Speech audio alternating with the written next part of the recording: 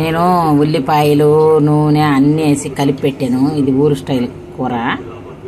చూడండి, fish curry కొరమేను. నేను మీకు వండినాక ఎట్లా మసాలా మధ్యలో ఎట్లా వేయాలో మీకు నేను ఆ విధానం అయితే చూపిస్తా ఫ్రెండ్స్. ఓకేనా? తల్లులు, చిన్నపిల్లలు, సక్కనమ్మలు, ఇదిగో చూడండి ఎట్లా ఉడికేటప్పుడు ఒక చేపలో జనం వచ్చింది. ఇదిగో ఈ జనం వచ్చింది చూడండి. నేను ఇట్లా వేస్తున్నా ఈ జన. ఇదిగో కొరమేన జన ఇది. అందుకే ఇట్లా చిన్నగా వచ్చింది, పెద్దగా రాలే. ఇది కొరమేన జన.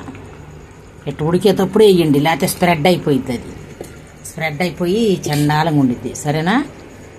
ఓకే, పక్కన అన్నం అయిపోయింది నాది ఫ్రెండ్స్. ఇదిగో కూర అయిపోయింది చూడండి.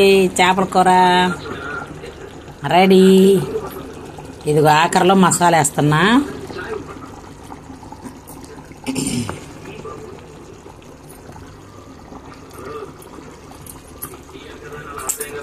ఇవాళ కూడా కొత్తిమీర తెచ్చేది అంకుల్. కొత్తిమీర లేకుండా వేస్తున్నా. ఇంకా మరి ఏం చేయాలో ఏం కథ. ఇట్లా అనుకోండి కూరని, చేపల కూర.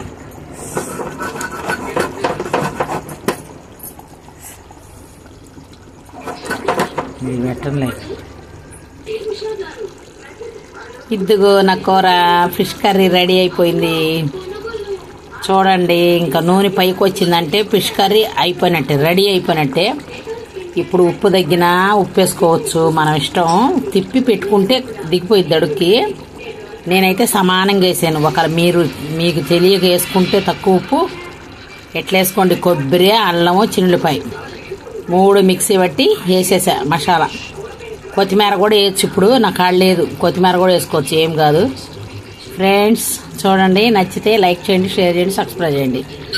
ఇంకొక వీడియో కూడా నేను ముందు తయారు చేసే విధానం చిన్న షార్ట్లో పెడతా చూడండి. అది ఏమేమి ఐటమ్ వేసానో ఎంత వేసానో కూడా చూపిస్తుంది. ఓకేనా? Bye bye. నచ్చితే లైక్ చేయండి, షేర్ చేయండి, సబ్స్క్రైబ్ చేయండి. కూర అయిపోతుంది చూడండి. ఉండంగా అదిగో నూనె ఆగిపోయిపోతుంది.